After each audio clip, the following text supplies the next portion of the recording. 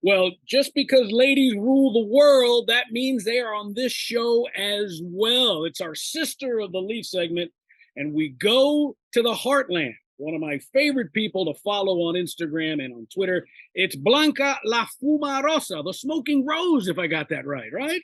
Yes, you did. Thank you. Hey, I'm excited to be here. Thank you for having me. Excited to talk about cigars and shed a little bit light of my life here and Yeah. share it with you. So, I mean, they talk about Renaissance men. You are a Renaissance woman. You born like in Eastern Europe with Latin American roots, now living in the United States. What you are like, you're like a whole gumbo pot. so yeah, I was born in Prague, Czech Republic. I grew up in Sweden. I finished high school in Bolivia in South America. And then I came here for college and ended up staying here in the US. So I'm half Bolivian, half Czech. So, so you speak Spanish. You're fluent in Spanish. I do speak Spanish, yes. Okay, and now how does that combination work? Are you feisty? Do you not take any crap? I mean, is it please and thank you with you? So you know what? I tell people that I have my mom's brain and my dad's spirit, and my dad is Latin. So I have both sides, I would say. I mean, Latins are passionate people, and I feel like I'm passionate.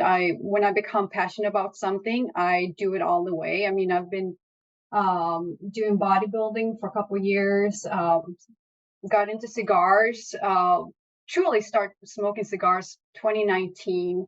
And then, I have passion for motorcycles too. So I feel like I get that from the Latin side. Once I get passionate about something, I drive it home. It's like all the way. Yeah, total motorcycle diaries vibe. That's what I'm getting from you, Blanca. So let's start at the beginning, because it's the question I ask every single person that's here Yep. on the blend. How did the cigar find you? Because it finds us. I don't think we find it. It finds us. So how did the cigar find you? So I back in 2004, I went to a wedding in Phuket, Thailand. And I actually back then I don't even think it was a cigar lounge. I think they were selling cigars, and I don't remember the name of the place because it's been such a long time. I do remember they had like turquoise bluish walls, and they had a painting of Che Guevara in the background. And I remember they were selling cigars back then. I did not know anything about it. So, and the person I was with back then, he smoked cigars. And so there was something that truly drew me into it. I consider it to be an art, right? So the way that you cut a cigar, the way that you smoke a cigar, I feel like it tells a story about a person. Hmm. And there was something intriguing about that moment that stayed with me for a long, long time. And I've been around people that smoke cigars since 2004. And then 2019, life happened. I had kids. I was a full-time mom. And it's like, cigars, it's something that you sit, enjoy, relax, and you give it the right time, right? It's not something that you just jump into it and do it quickly and then move on, right? For me, it's a time to relax, to reflect, and make new connections with people, right? Well said. So back in 2019, I got reintroduced into the cigar world, and I started smoking Sweet Janes, which is the flavored cigars, right? And I actually wrote an article about it. I've written two articles about how I started smoking cigars, and one of them was featured in the Women's Cigars Social, and the other one was with Humo Latino. I actually write articles for Humo Latino right now. I try to write an article every month, but I tell my story to everyone because I think it's important for people to, especially from the woman's perspective, because I feel like the cigar world is mostly male dominant, right? And I try to bring that women's perspective when I write my articles. And so for me, you know, I look at it as an art and to connect with people, to really, and I've met very interesting people while smoking a cigar. I've made friendships through smoking cigars, and it's just something that I enjoy. Yeah, it's a total connection. I've said it. It's a portable campfire. You can share things. You can have a CEO, a person that's an hourly worker, smoking the same cigar, exchanging stories. Great point by you. Now, you write for Humo Latino, and I saw one of your articles about one of my favorite shops in Chicago. I wonder if you could just get into that. I was there. I couldn't have been treated any better. Where does the writing come from? Because it's got to be it's an art. And boy, I can see myself in front of the laptop with a nice cigar, pounding away on a computer. You know what? The writing part, I started writing early on when I was little. Actually, my mom remembers me writing poems. And then again, life happened, put it aside. And back in 2021, the owner of Cigar Women's Social magazine reached out to me through social media. Again, I'm very active on Instagram, and usually my Instagram is about cigars. And she reached out to me and asked me if I wanted to write an article for a magazine. And I said, yeah, sure. And didn't think anything about it. I didn't even know if it was going to be published. And I submitted a couple pictures. So I have a friend who's a photographer, and me and him get together once a year. I mean, I met him back in 2019, and we like to shoot, and we usually shoot like cigar pictures. So some of the pictures that you see on my Instagram is actually shot by him. And there was one picture that she particularly liked, and she asked me, is it okay if we use this on the cover of the magazine? I was like, oh gosh. I'm like, of course. And I'm like, are you going to publish my article? She's like, yeah, I thought it was well written. We're going to go ahead and publish it. So that sort of gave me an idea, right? I'm like, you know what? I mean, I can write. And if I'm passionate about something, again, it's like I fully go on. And so that sort of planted a seed in my head. And later on, fast forward 2023, I got in touch with Humo Latino. And, they asked me to submit an article. Again, I did not know if it was going to be published. I wrote an article about my friend, Sin Coburn, who's the owner of Dissident Cigars. And I featured her in the article. And so they accepted my article, and they said, well, we want you to come up with a name that we can use every time we publish your article. And La Fumarosa came to life. And that's how the whole thing started. But no, it's been a great experience. It's a creative outlet for me. And it's been so satisfying to just reach out a different audience, because I think women sometimes in the cigar world, we are not very prominent. So I want to shine a light on that end. Yeah. But going back to the shop in Chicago, I work for a company that's headquartered in Chicago. So every time I travel to Chicago for business, that's the place I go to. So I know the owner, and I just love going there. It's you get the name wrong. It's Elon Reese, right? Yes, correct. Got it right. Whew. Yes, everything from the members lounge to the general humidor. It to me, and I don't know if you felt the same way, is I feel like you're going back in time a little bit. First of all, it's Chicago, and Chicago to me is always like 1920s, 1930s with the overhead trains and everything like that. Mm-hmm. You walk into that shop and you just it's that old school hospitality, so to speak. Oh, definitely. I mean, people that work there are great. And you know what, when you walk in there, you just feel that sense of history, the pride. I mean, it's been around since 1875, 5 generations, and it's the oldest tobacco company or shop or lounge in the nation. So, just knowing that history, it's like there's so much I have a lot of respect for that cigar shop. I love going there. Every time I'm in Chicago, I in fact always stop by there, and it's like, it's my home now. Away from home. So hopefully we can be there at the same time, and you can show me your version of it, because I tell you what, it's one of the best places I have been in this country. All right, so we got the cigar angle. Now the part of the Renaissance woman continues. Now bodybuilding competitions? I mean, it's almost, it doesn't, there's almost like a disconnect between cigar smoking and bodybuilding, but why not, right? I mean, it's discipline, and you're able to enjoy yourself when you're done with the tournaments. How did the bodybuilding come into this? So I used to be a runner. I was in track when I was in high school, so I was always involved into sports. And back in 2016, I broke my hip, the femur neck bone on my right hip, and I stopped running. And me being active, I'm like, I have to find something else to do. You must have been going crazy. And it's like I've always gone to the gym. And I told myself, I'm like, you know what? I'm going to start lifting weights. Didn't know anything about lifting weights. If anything, I watched YouTube videos, taught myself how to lift weights.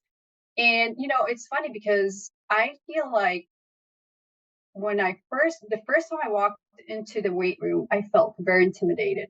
And I relate that to the first time I walked into Cigar Lounge. It was very intimidating, right? Because weights back then, I mean, there's more women in the bodybuilding world than it has been before. But I felt like the same sensation when I walked into Cigar Lounge, when I walked into the weight room the first time I ever did it. And it became, again, I became passionate about it. And I told myself, one day I'm going to compete. Didn't know how it was going to happen, when it was going to happen. And then I start following Peter Fitchen, who is my coach. I start following him online 2018, I think. And because I followed different trainers, and I knew, I've heard different ways of training, nutrition, and all that. And some trainers are very strict. With Peter Fitchen, what I found out is his approach is very different, and I felt like it was refreshing. But I wasn't ready. 2018, I was not ready to sign up. And then 2020, I actually reached out to him and I said, hey, I'm thinking about doing competition. I'm not sure. Maybe I want to hire you as my coach. Maybe we should train, but I don't want to commit myself to competing. And so he told me, you know what? If you're going to sign up to train for competition, you're going to compete. And at that point, I was like, oh, he is straightforward. I'm like, I needed that push, really. I needed someone to tell me, you know what, if you're going to sign up, you might as well compete. You're not going to sign up and not compete. And so I signed up with him 2020, and then guess what? COVID happened, right? And the gyms were closed. Everything was getting postponed. And so my sort of dream of competing, I stepped back and I said, I took a break from training, and then I reconnected with him 2021. And I told Peter, I'm like, I'm ready. Let's do it. I'm going to go all the way. You tell me what I need to do. And, at that point, I did really not know what it took to get stage lean, stage ready to compete. No idea. It's mental and physically. It pushed me in ways that I've never been pushed in my life. And it was hard. Jim, I'm going to tell you, there were days where I'm like, I don't know if I can do it. What am I doing? Why did I sign up for it? So 2021, I competed my first time and actually earned my pro card, which means that you can compete in a professional level. And I remember after 2021, I was done competing, stepped off stage, and my coach asked me, do you want to compete again? I said, no, I'm done. I'm like, I've been pushed to my limit. I'm like, because when you're training, you can't have a social life. You absolutely, you can't. And I was working full time, my kids, and then, the training became my other full-time job. And then I took a break. I took 6 months break, and I'm like, I want to compete again. I got the bug. You totally had the bug, right? I got that fire again. So I took a 6 months break, reached out to my coach, and I said, Peter, I'm ready. He's like, you are? I'm like, yeah. But don't let me compete if I am not more conditioned than last time, because at this point, I am competing at a pro level. And Peter, obviously we were on the same level, and he's like, we'll do whatever we need to do to get you to that point. So we trained for 6 months, and I competed in Minnesota, took second place, and I was leaner than last time, and I was more defined. But I decided to take a break this summer because I'm like, because truly you don't have a social life. You just can't have a social life because your life evolves around whatever other commitments you have, and then you're training for this competition. And so this summer I decided to take a break, and I decided to get a motorcycle. That was my next step, and learn how to ride a motorcycle. You're come on, let's be honest. You're a secret agent, right? You're out there, you're in other places in the world because or you're a professional assassin, one of the two. I don't. So what motorcycles? So okay, so there's a story behind a motorcycle. It's not like one day I woke up and I said, hey, I'm gonna go buy a motorcycle. Now, when I was 17 years old, I had a friend who had a dirt bike, and we used to ride his dirt bike. And there was, again, it's like when I fall in love with something, or if I feel a connection with something, it stays with me, right? I'm like, I waited, and I'm like, you know what? This summer, I'm like, I'm just gonna do it. I'm just gonna buy myself a motorcycle. I took the class, and now I'm like, it's for me. It's another stress reliever, right? It's me and the motorcycle, the wind, and nature, and I just love it. Get a cigar going, and then that's perfect. And the cigar, yes. So I wanted to also touch base on, and it's, you hate to say these things because, it shouldn't be, but you made a great point, being a woman, in these kind of traditional male roles, whether it be in a cigar industry, whether it be in a gym, what advice do you give the ladies out there that maybe don't want to go to a cigar shop, or say, well, maybe I'll go with my partner, or because I tell you, I live in Miami, and there are more ladies' nights, more encouraging, because at the end of the day, it's not the smoking, it's the company. Exactly. It's not just the company, it's the culture itself, right? Because I feel like cigar smoking creates a culture. I every time I see a lady in the cigar lounge, or even in the weight room, I have to go and say hi, because it's like, I know we have something It in was hard common, to take that first step. and I want to acknowledge that. And I love it. It's like, I'm like, okay, I see a lady, I'm gonna at least say hi and introduce myself, right? Uh, you know, for me, I mean, I know how it feels to be intimidated or intimidating in situations, but just take that first step. You don't have anything to lose. Then you find out, is it something that you like or you don't like? But at least take that first step. Whatever you want to do in life. I mean, I've taken my upbringing, being in Bolivia, being in Czech Republic, being in the US. It's like I had to learn how to adapt, right? And I had to learn how to take that step. And I just feel like if you truly want to try something, just take that first step. If you're afraid to do it by yourself, find someone that has the same interests as you and helps you to introduce you to that world. I've had a lot of, and this comes in the gym world, I've had a lot of people who say, I want to compete, I want to train. And it's like, you know someone? I probably know someone who can guide you. Or you will, once you start talking to people, there's always someone who knows someone. And I think it's important for just take that first step of leap. There's nothing wrong. If there's nothing wrong in losing, I mean, at least once you take the step, did you like it? If you did, go right ahead, continue on it. All right. Before I let you go, Blanca, I wanted, Yeah. this is my newest favorite question. You're in a competition. It's a dream competition. You win, and someone hands you a humidor. What's in that humidor? What are you smoking? That victory cigar, young lady. So I brought this cigar here because I was going to smoke it, but it's inside. I didn't want to smoke in my house. So it's Romeo and Julieta, which is 1875. I don't know if you can see it. I know it's a little bit dark on my end. My camera is. So this is. I truly don't have a favorite cigar. Honestly, I'm still learning. I'm brand new. I consider myself still brand new to the cigar world. I don't mind. I mean, I've smoked Drew Estate, Perdomo. I love this cigar here that I have. I'm still learning, and as I said, I do have a humidor here in my house, which I collect cigars that I like. I go to different shops, and the first thing I do, and another thing that I would encourage people that come into the cigar lounge, talk to the manager, talk to the person who's selling the cigar. Absolutely. Tell them what you like. They're going to show you. They're going to tell you, okay, try this one. I mean, every time I go to cigar lounge, I want to try a new cigar. That's my sort of mission, because I want to expand my palate. I want to know what's out there.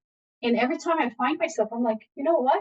I like this one better than the last one. So it's like I don't feel like I'm sort of married to a certain brand. I'm open to trying new cigars, and as I said, I'm still learning what's out there. Yeah, well, I always tell people my favorite cigar is the one that it's in my hand and I'm enjoying. That's the way. That way you keep all your options open. All right, Blanca, where can we find you? What's your social media? Where can we get more of you?